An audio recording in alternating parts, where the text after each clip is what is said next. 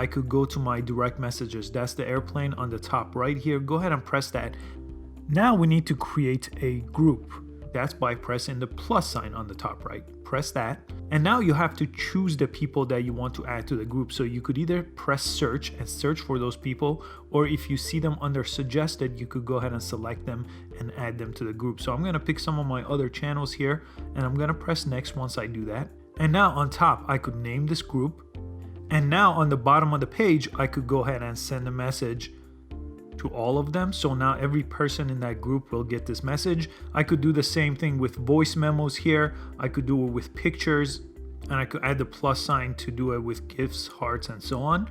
And I could even video chat by pressing the video chat on top. If I wanted to do that, that will start a video chat with this group.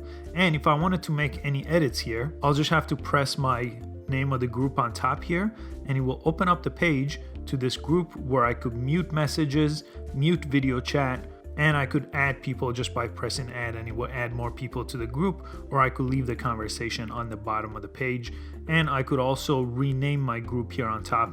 If I wanted to make an edit to my group, I could do that. So that's everything you need to know about creating groups and interacting with groups here on Instagram. And I believe you could add up to 50 members to this group if you wanted to. I hope you found this video useful. Please give it a like and subscribe to this channel for daily social media videos, and I'll see you next time. Thanks for watching.